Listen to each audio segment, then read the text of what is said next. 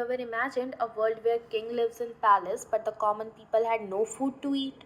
A world where just being poor meant paying all the taxes while the rich lived in comfort. Sounds unfair, right? Well, this was France in the 18th century. Hello everyone, I am Arohi Gupta and today I am going to take you on a journey to one of the most powerful and inspiring events in history, the French Revolution, a revolution that overthrew a king, gave power to the people and spread the ideas of liberty, equality and fraternity to the world.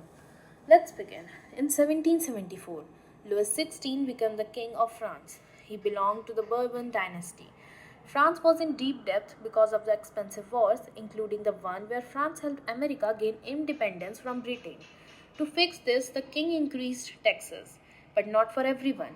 French society was divided into three estates. The first estate, the clergy, like priests. The second estate, the nobility, like landowners and royals. The third estate, common people, like farmers, workers, lawyers, and businessmen.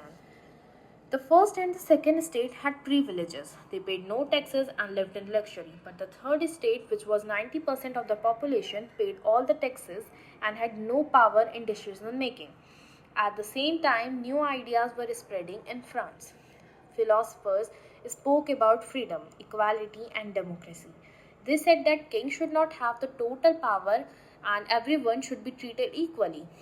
In May 1789, Louis XVI called a meeting of each state general, but the third estate was given only one vote, just like the other two states. They protested and walked out. They formed a National Assembly led by the leaders like Mirabeau and Ambitious and decided to write a new constitution.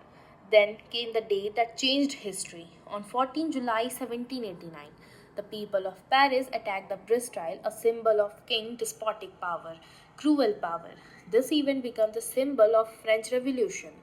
Rebellion spread across the France. Peasants attacked the homes of nobles.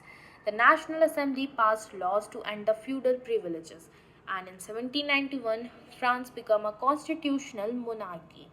The king's powers were now limited as the laws were made by an elected assembly, but the king tried to run away and was caught. People lost trust in him.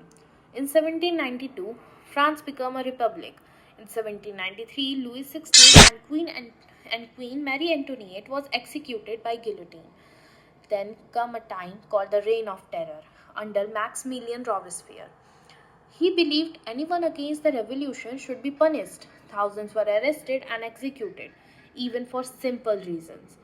In 1794, Robespierre himself was arrested and executed. After that, a new government called Directory was formed, but it was weak and full of corruption. Finally, in 1799, a general named Napoleon Bonaparte took over control and ended the revolution.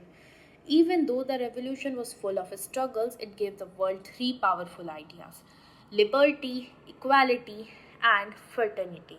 The French Revolution ended monarchy in France and inspired people in many other countries to fight for their rights. It showed the power of ordinary people, that when we unite, even king can fall. Thank you for listening.